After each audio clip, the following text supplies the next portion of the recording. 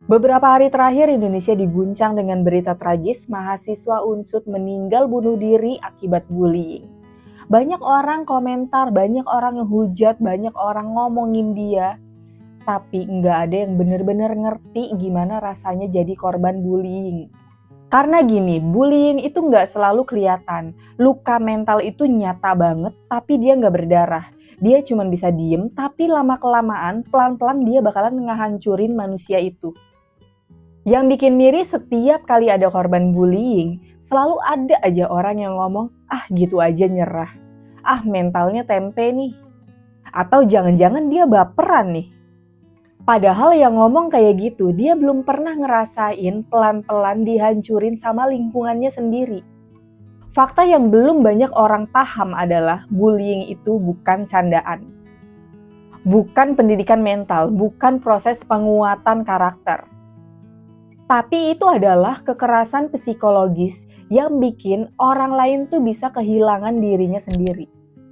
Dan dari kasus Unsud ini tuh contoh nyata banget ya, bahwa gimana tekanan mental itu lebih mematikan daripada luka fisik.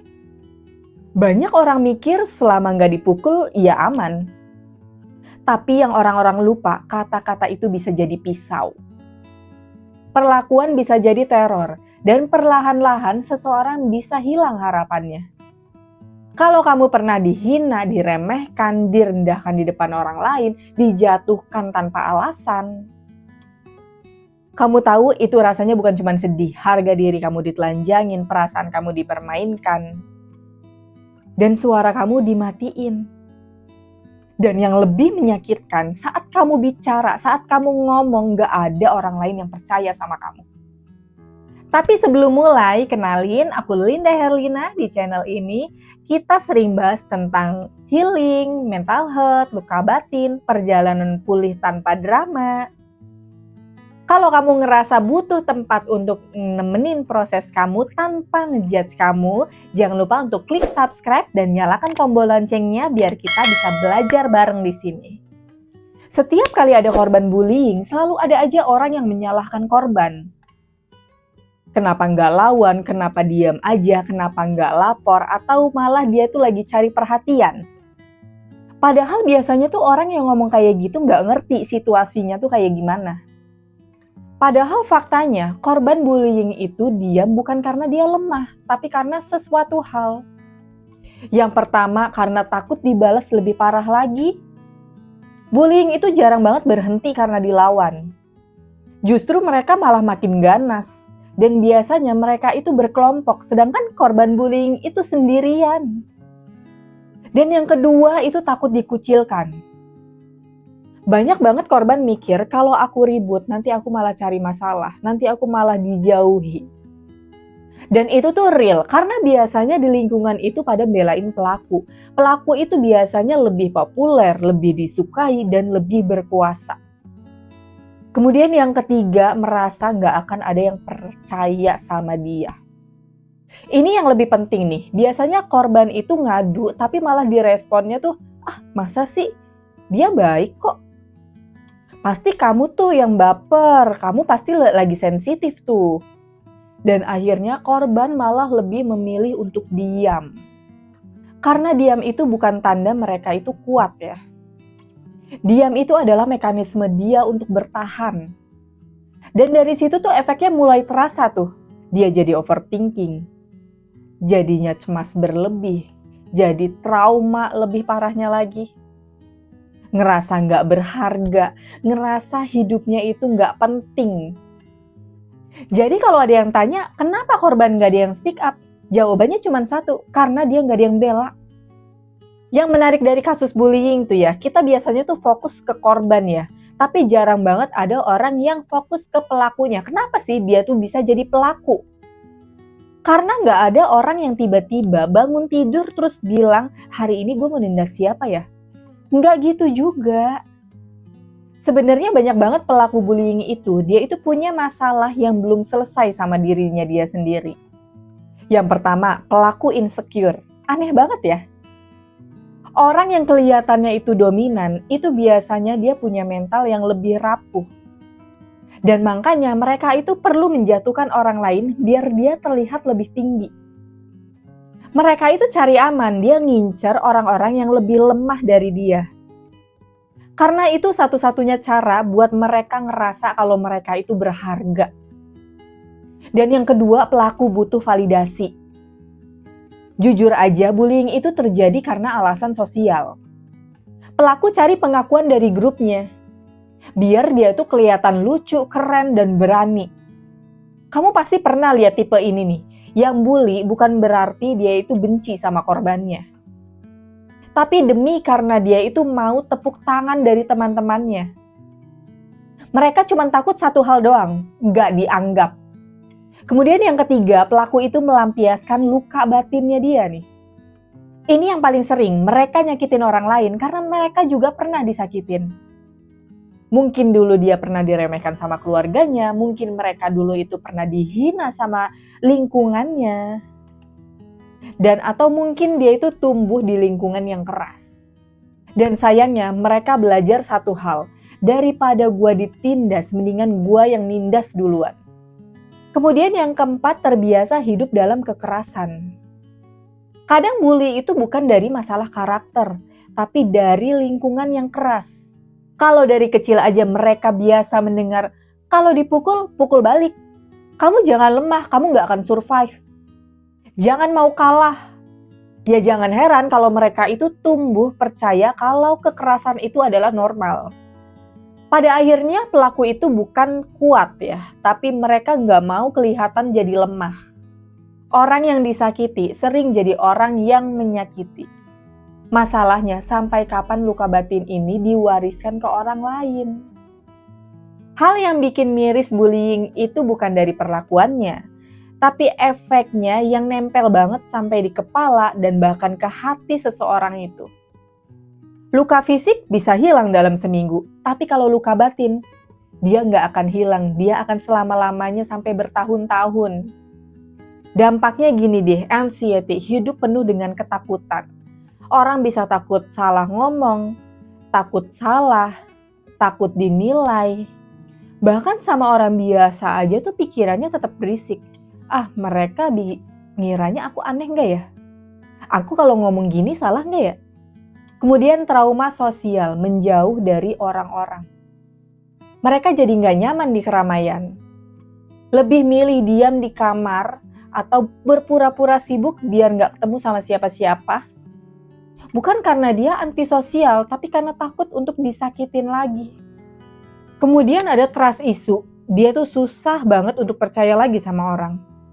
Setelah dibully itu mereka jadi mikir, itu orang pura-pura baik atau emang beneran tulus nih? Kemudian dia jadi depresi, merasa hidup tuh nggak ada artinya. Itu yang bahaya, korban tuh mulai ngerasa kayak kosong. Hal-hal yang dulu tuh bikin dia jadi bahagia, sekarang malah jadi biasa aja. Hidup sih emang jalan ya, tapi hatinya tuh mati. Kemudian self-blame, menyalahkan diri sendiri. Ini yang bikin korban tuh jadi tenggelam ya. Jadi di otaknya dia itu, kayaknya aku yang salah deh. Ini kalau misalkan aku beda, mereka pasti nggak gitu sama aku. Padahal yang salah tuh jelas pelakunya, bukan korbannya. Tapi orang yang dilukai sering banget lupa caranya membela diri sendiri. Dan yang paling menyakitkan itu adalah korban bullying itu merasa dia itu sendirian. Walaupun dia di tengah keramaian, dia tetap kayak ngerasa sendirian. Hatinya itu sepi. Dari kasus bullying yang sekarang tuh lagi rame banget, ada satu hal yang bisa kita pelajari. Bullying itu bukan drama, bullying itu bukan lebay. Bukan kurang kuat mental, bullying itu adalah luka. Dan luka itu nyata. Kita tuh sering banget remehkan omongan. Padahal tuh ya, kadang kata itu bisa lebih cepat bunuh daripada pisau. Pisau melukai badan, kalau kata-kata melukai pikiran, melukai hati, melukai hidup seseorang. Makanya ada beberapa hal yang penting banget harus kita sadari. Yang pertama itu stop menormalisasikan bullying. Kayak kalimat kayak gini tuh harus dibuang jauh-jauh. Cuma bercanda kok. Kamu mah baperan banget deh. Ya emang begitu pergaulan di sana. Gak ada kata-kata bercanda kalau ujung-ujungnya bikin orang tuh jadi terluka. Kemudian yang kedua, bedain bercanda sama menghina ya. Bercanda itu saling ketawa, saling nyaman. Kalau yang ketawa itu cuma satu orang doang, tapi yang lainnya itu jadi sakit hati, itu bukan bercanda ya, itu adalah hinaan. Kemudian yang ketiga, luka mental itu nyata banget ya. Orang yang dibully itu dia nggak lemah. Mereka cuma kelelahan menghadapi sesuatu yang harusnya tuh nggak terjadi. Mental orang juga ada batasnya, bukan cuma fisik doang. Kemudian yang keempat, kamu harus berani speak up. Diam itu nggak selalu emas. Kadang diam justru bikin pelaku tuh malah makin berani dia. Kalau kamu lihat orang dibully dan kamu diam aja, jujur, kamu adalah bagian dari masalahnya. Kadang tuh penyelamatan besar bukan dari polisi, bukan dari sistem. Tapi dari satu orang yang berani bilang, udah cukup dong. Kalau kamu setuju bullying itu harus dilawan, ya jangan cuma diem aja. Mulai dari diri sendiri dulu deh. Karena keadilan itu nggak datang kalau kita cuma jadi penonton doang. Kalau kamu lagi dibully, kamu nggak bakalan butuh motivasi murahan ya. Kamu cuma butuh cara nyata buat bertahan hidup. Jadi di segmen ini, aku mau kasih langkah-langkah yang jelas untuk kamu lakukan mulai hari ini. Pelan tapi aman, kita hadapi dengan smart, bukan dengan kekerasan. Yang pertama, mulai dari pasang batas. Dulu aku pikir sabar terus itu semua akan baik-baik aja. Ternyata tuh enggak, orang bakalan terus nginjek-nginjek kamu karena kamu selalu ngalah. Dan cara aku sekarang, aku ngomong pelan tapi aku tegas nih. Aku nggak nyaman ya kalau aku dibercandain kayak gitu. Kalau mau ngomong, tolong jangan ngerendahin ya. Nggak pakai marah tapi jelas. Dan tahu nggak hasilnya? Itu berhasil. Karena ternyata orang bakalan berhenti kalau kamu berani bilang stop. Kemudian yang kedua, jangan kasih mereka reaksi. Ini teknik yang paling ngebantu aku banget nih. Dulu aku gampang banget terpancing kalau dihina. Sekarang aku matiin dramanya. Kalau ada yang nyindir aku ya udah tinggal dijawab aja.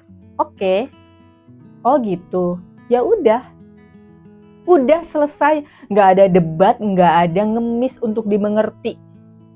Karena bully cuman kuat kalau mereka dikasih panggung. Kalau kamu tarik panggungnya, mereka bakal bingung sendiri. Kemudian yang ketiga, perisai mental nih. Kamu nggak usah serap omongan mereka. Ini yang paling sulit, tapi ini adalah kuncinya. Dan aku belajar dari hal ini ya. Omongan orang itu bukan identitas kamu.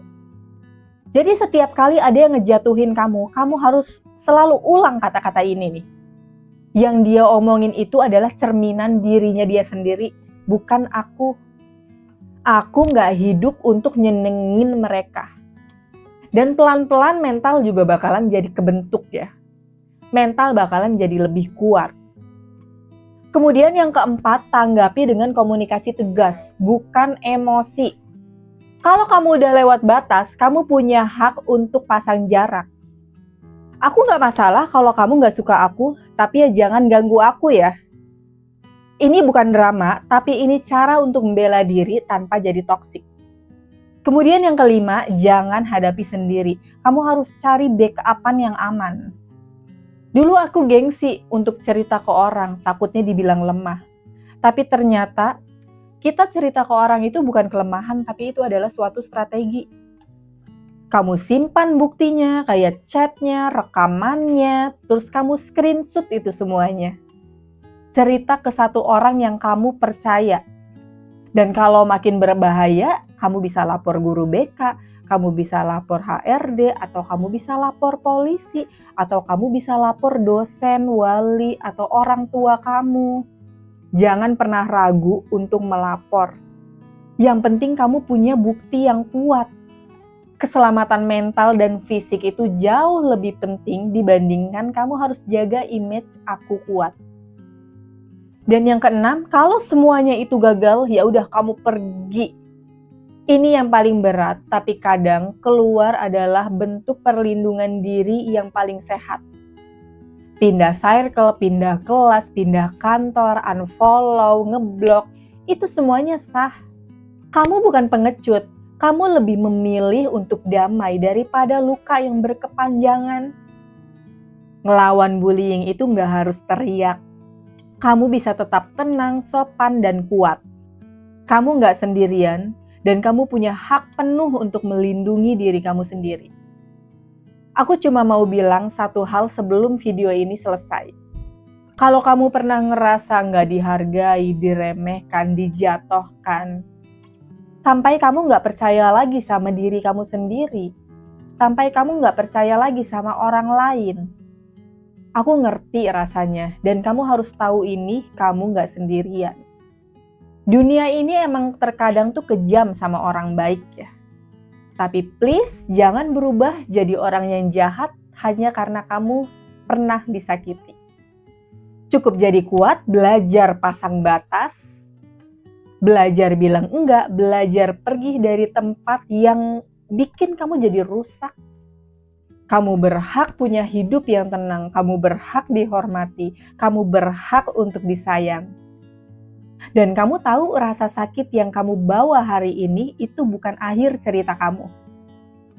Justru itu bakal yang bikin kamu jadi tumbuh. Pelan-pelan kamu akan sadar kalau nggak semua orang berhak untuk ada di hidup kamu. Kalau kamu lagi ada di fase ini dan kamu sedang bertahan, aku cuma mau bilang, jangan nyerah, kamu berarti, kamu penting, kamu lebih kuat dari yang kamu pikirkan. Kalau kamu nonton sampai sini, aku yakin kamu adalah salah satu yang sedang berjuang untuk bangkit. Jadi tulis di kolom komentar, aku layak untuk dihargai, biar kita bisa sama-sama saling dukung. Kalau kamu butuh lebih banyak video tentang mental health dan keberanian untuk bangkit kembali, jangan lupa untuk klik subscribe dan nyalakan tombol loncengnya biar kita sama-sama belajar bareng-bareng dan kita nggak sendirian.